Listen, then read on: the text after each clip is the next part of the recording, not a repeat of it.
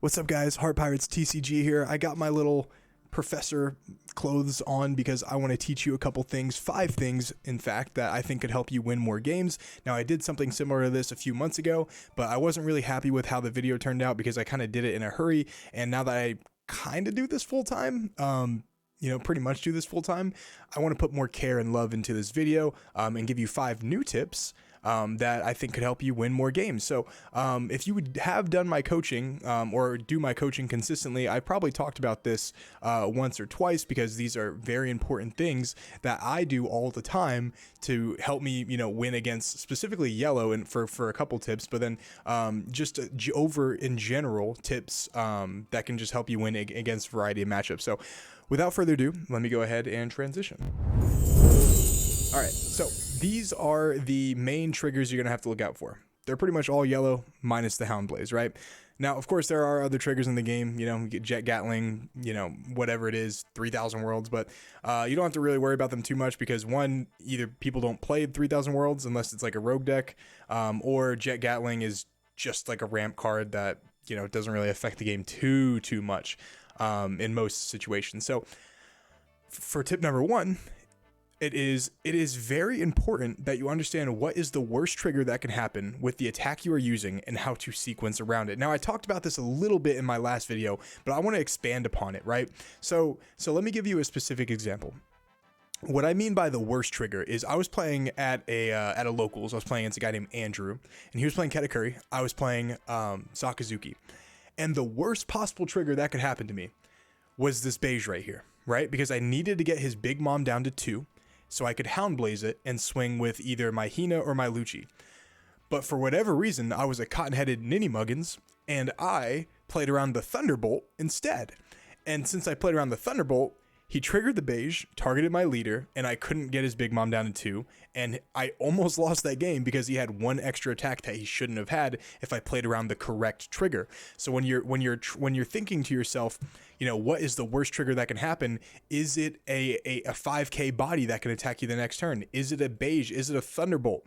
What is the worst thing that could happen? You have to think about that going into yellow and then play around it. If you need the cost reduction, and you need, at least, like, let's say you have a Kuzan in your leader, the most important thing is to play around the Thunderbolt first, because the Thunderbolt and beige could stop the Kuzan from attacking, and just the beige can stop your leader from attacking, and you can't get Thunderbolted. So if you need the cost reduction, it's better to swing with like a Kuzan first, or if you need to keep a body on the board and get value from your characters, you need to play around a Thunderbolt. It's just things like that will help you a lot going into yellow. And that brings me to tip number 2. It's think to yourself, do I lose if they trigger Thunderbolt or Cracky, Cracker,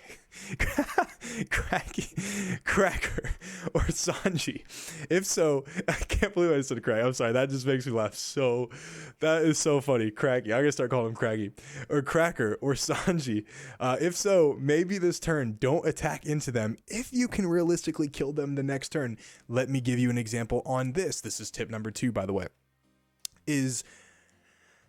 Okay, let's say you're playing against a Nell, and a Nell with 1 life technically has 3 life, right? Because you have to do that last life, you have to do their leader effect life, and then you have to do last hit. So to even consider attacking them, you need to have 3 hits, right? 3 hits that connect, all right? And if you only have 3 characters, it's not realistic that you're actually going to get through. Because think of the worst things that could happen to you. You can get beiged, or Thunderbolted, or Brule'd, or Sanji'd, or Amarud, or anything that can stop an attack. Even a Shirahoshi can stop an attack technically because of, drawing 2k counters and being able to cycle dead cards out of your hand. So it's unrealistic that you can kill them this turn. However, if you have 3 attacks this turn, and you have multiple cards in hand that you could build your board with, and then attack the next turn with 5 or 6 attacks, it is so much more likely that you're going to be able to connect with with more of those attacks. And even if they trigger something, because you have those extra bodies, it's not going to matter because you have so many you have so many attacks, right? And this is important, right? I see a lot of people go for game when they're not going to lose the next turn, and they only have like 3, maybe 4 attacks going into an NL with like 6 cards in hand. Like the odds of you actually, getting through with those cards in hand, it's very unlikely. It's very, very, very unlikely. So, if you can realistically kill them the next turn, even if they heal, right? Like even if they Yamato or 10 cost Big Mom or, Katakuri, it is better to wait 1 extra turn to establish a much wider board. That way you are more likely to connect with the attacks that you actually, or that you're going to have the next turn. This brings me to tip number 3. This is a more general tip, right? But this is something that is one of the most important things in the game. And I'm going to show you a real life example of this, of how it actually won me a game. And if you were watching my stream for Nats, you'll see how I did it. And then obviously I'm going to bring it up too on the computer. But when you're not sure if you should go for game, you should do what we call low dawn commitment tests, right? This is swinging naked, no dawn attached, with your leader or a character, and just making sure, like, you're just figuring out what they're going to do, right? But when you do this, before you do this, you have to have at least 2 plans based on their response to the low dawn commitment attack, right? Is if they take a life you do not expect them to take, you might be able to kill them. But if they counter out, you can change your play accordingly. Let me give you a specific example of this. Let me switch to my YouTube real quick. This is a guy that we are both 4-0 at this 128 player tournament at Nats. This guy and I are playing Sakazuki, and I knew he was trying to play Kaido the previous turn, right? But I didn't let him play Kaido because I kept my Hina on the board. That's the background, right, for this, right? Here's what happened. He's already been through 5 2Ks. The reason he didn't play Kaido is because he knew he was going to probably die to my board if he didn't clear it, because I had the Hina, and then I had like basically 2 Hinas on the board as well as a Luigi. So even if he drew 4, like the odds, he had no counter in hand. So that's why he didn't play the Kaido. So me knowing that, I decided to do a low dawn commitment test, right? So my 2 plans were, if you take this, I am going to Hound Blaze the Borsalino and swing 9 and put you at 0 life. If you don't take this, let's say you like 1k counter with the Borsalino, and then, obviously like you block with Borsalino and counter out with like a Brainer or something like that, I'm going to Hound Blaze the Lucci and swing into the Borsalino. Those were my 2 plans. Now, obviously, if he didn't do either of those, I had another plan. I forgot what I was going to do at the time, because I don't remember the cards in my hand. But let me show you what happened. I swing 6 at his life right here. He thinks for a second. I'm going to fast forward it a little bit, and then he goes ahead, and then I'm sorry, the camera like kind of flipped, but he took it, and I'm like, okay. Because I already knew what I was going to do, I planned this out in my head, no hesitation here. The second he took that life, literally like 1 second passed, I did this.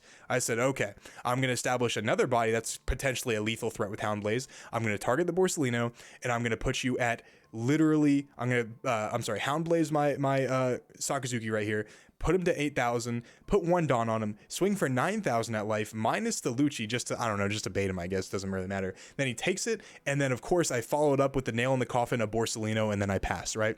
This is so important because he took a 6k, he probably could have countered out of that, right? But because he didn't know what I was going to do with the 10 Dawn I had, he decided to take the life. And me seeing that he took the life with the Hound Blaze in hand, I was like, okay, now because you did that, my play changed, and I'm going to punish you for taking that life and put you at 0. And if you can't clear this board the next turn with an unKOable card, a 6k and a 3k, and potentially, I've swung with Rebecca's for game before, Rebecca's for game before.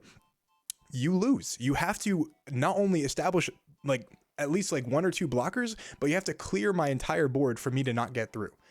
And that's what happened. I ended up killing him. So that's tip number 3. Tip number 4 is actually into Sakazuki, right? And I'm giving you guys the secret sauce to beat me and all the other Sakazuki players. And this is something that is so easy to see, and I'm surprised people don't talk about it. But so Sakazuki, most people only play 8 2Ks. I think personally that is a mistake. I play anywhere from 9 to 10 depending on the build that I play. Right now I currently play 10. And when you're attacking into a Sakazuki, you have to pay attention, not only check their trash, right? Check their trash and see what they've gone through, how many 2Ks they've gone through. But especially whenever you attack into them and they counter out with this Tsuru first. If they counter out with a Tsuru first, this is the only 2K that they can't get back.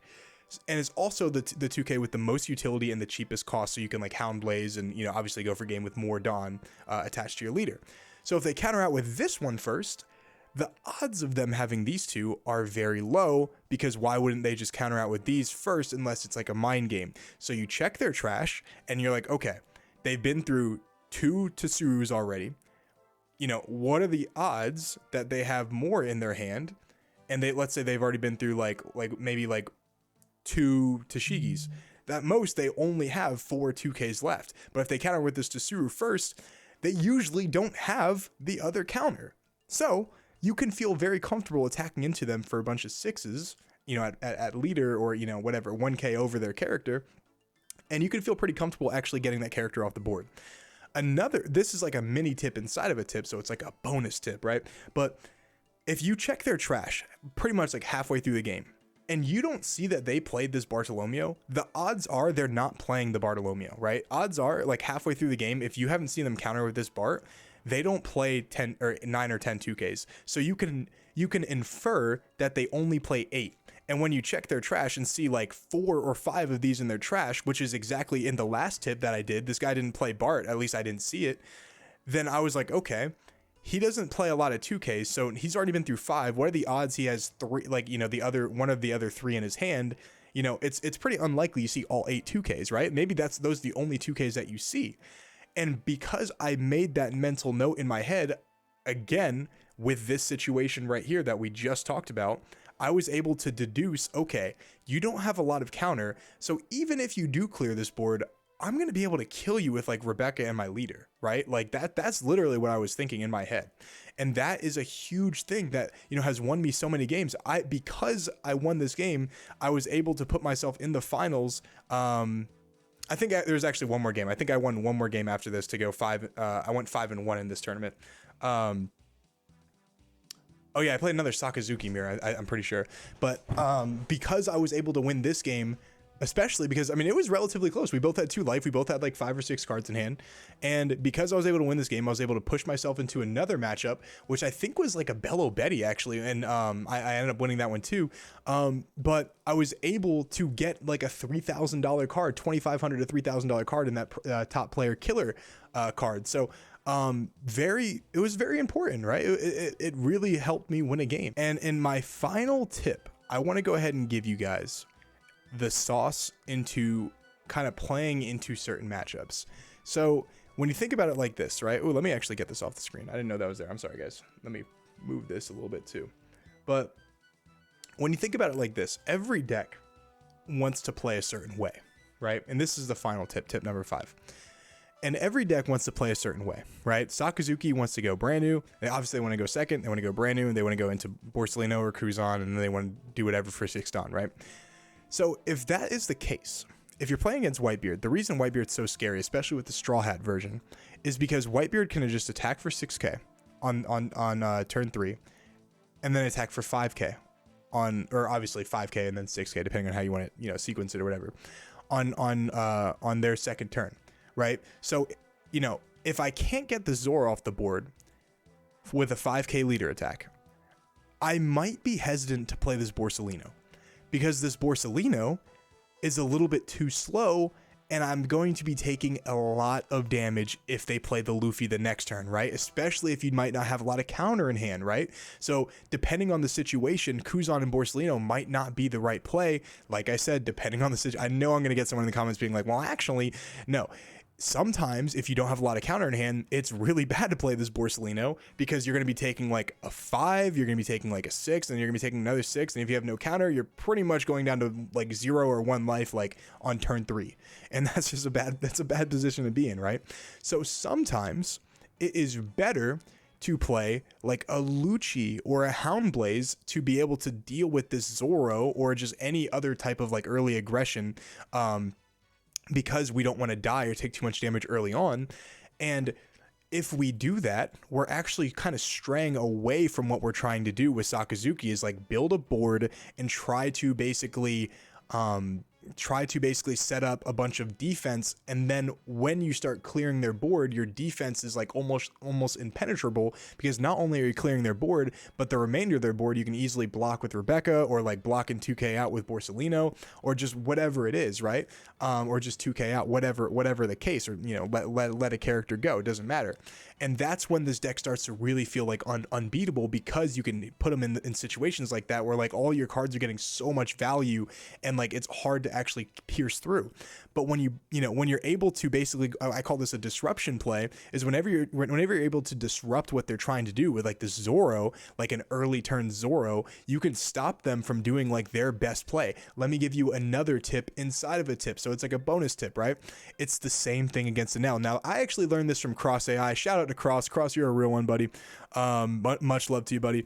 But I was watching one of his videos, and he was telling me, or not me, he was telling us, right, that, if you go second or first against a Nell, sometimes the best thing that you can get is not a brand new or a blue Hina.